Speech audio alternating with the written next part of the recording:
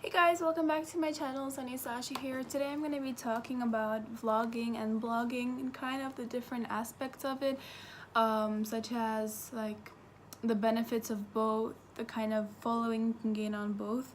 So let's just get into it. I just wanted to say that this may be one of the last school vlogs that I ever make, like school associated vlogs, because this is my final assignment, so hopefully you guys will enjoy and have enjoyed all the videos I've posted so far through this school year.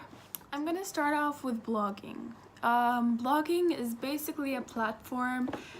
There's actually different platforms, but blogging in itself is basically when somebody posts about their feelings or emotions towards a certain subject. But I'm gonna get the actual definition for you. Okay, according to Google, a blog is a regular an updated website or a web page, typically one run by an individual or a small group that is written in an informal or conversational style. Sorry about that, it's pretty late. So yeah, that's what a blog is. And a vlog, in my words, how I would put it, is just a video blog. So just take that definition and instead of writing it out, make it into a video. So, but the official meaning for a vlog is a blog which the postings are primarily in video form. So basically exactly what I said. With blogging, you kind of have more of an option of whether you want to be anonymous or not. You can create an anonymous profile, which basically means that people won't know your identity and you can basically post whatever you feel like posting about. There are pros and cons to this because some people use that for evil things and for negative things, but sometimes people have a really relevant opinion on something that other people really need to hear, and they might not want to get in trouble for it, so they post it anonymously, and eventually a lot of people agree with that certain opinion.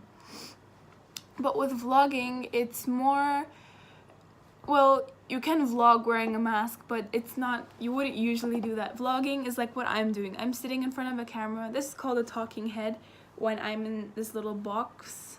Yes, I am actually in this box and you're watching me on a box. You're holding a box, which is your phone. So I'm in this little screen, and basically my identity is more exposed. You can see my face, you can hear my voice. That's just the major difference between the blog and vlog. Here are some pros and cons of blogging. First of all, it's really easy to create your own account and your own website, so you can get a following of your own, and the bigger of an audience you gain, the more impact you have on people, the more people will hear your voice. So whatever you put out there will be really, I can't really describe it. It's like you have a voice basically for the people who may not have a voice, which is a big pro, but sometimes it can be a con too. That's why sometimes some celebrities or bloggers or vloggers, like YouTubers, they use their platforms in order to spread a positive message which helps their viewers. It can also help to create a sense of community, because when you're vlogging, it's just your talking head, but when you're blogging, you're kind of the same as everyone, because you don't really show your face. You're just agreeing with the community, or the community is agreeing with you. So there's just more of a sense of unity. But then again, that goes for both vlogging and blogging, because you have a community now if you run a blog or vlog. But now I'm gonna really get into the differences between vlogging and blogging. So usually blogging, all you need is a source of, writing your post, so either a laptop or a phone, and you just need to publish it. But with vlogging, you kind of need more equipment if you want to do like professional vlogging, because on our smartphones we all have cameras and we could just record and post. But if you want to be like at a professional level, you have to get a proper camera and a tripod and a laptop to edit it the more you grow, so that it can be a bit more costly. But usually when some people become like startup vloggers, they start out small, and if they get famous, people will eventually start paying them, or they'll get revenue from YouTube to support their costs. But with blogging, you need to learn how to set up a website, how to I made a little list here. You need to, hosting, domain name, all that stuff. So if you're not good with that kind of stuff, you might need a little bit of assistance in setting it up. But with vlogging, it's just basic editing that you can learn on the internet. So it can be both a pro and a con. I also feel like unless your sense of humor is easily understandable through words, if you're a vlogger, you can easily get out your humor because it's you saying it, it's you editing it. So more people are likely to be able to relate to you because of your humor. Plus, I think vlogging takes more work in general because you have to record, then you have to edit the video, and then you have to upload regularly. And it's just, you have to make sure that the content is what people want to see. Like, that goes for the people who are trying to make money off vlogging. I also feel like it is easier to become famous through vlogging than blogging because you can get out more content rather than like writing a whole post. Sometimes you may not feel like writing a whole post and posting it, but with vlogging you can just get out a quick video, getting your message across, and people might like that message. So overall, in my opinion, I think vlogging is more efficient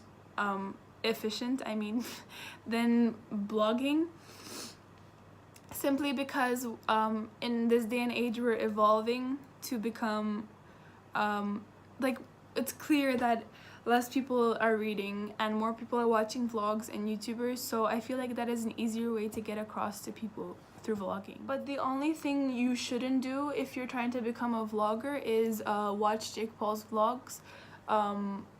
No hate for my bro Jake Paul, but just be original, guys, if you're trying to create content.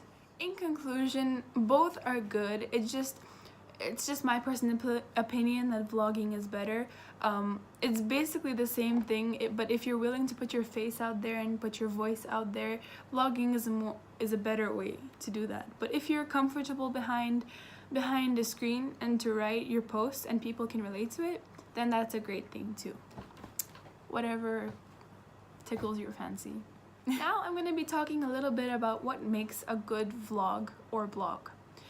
I'm combining the two because, as I said before, it's basically the same thing. It's just different resources, different, like a computer and a camera. It's two different things, but more or less it's the same thing. For vlogging, you need to first of all think about what you want your topic to be about, or what kind of content you want to put out. If you are doing it for educational purposes, then you're going to put out educational videos. If you're doing it for personal purposes, like vlogging your daily life, or like get ready with me, or how-to videos, then that's another category of YouTube. I think it's like lifestyle, or there's also style. If you want to make a fashion vlog showcasing lookbooks or something of that sort, then that's a fashion thing. So you need to kind of find which box or which category you want to get into.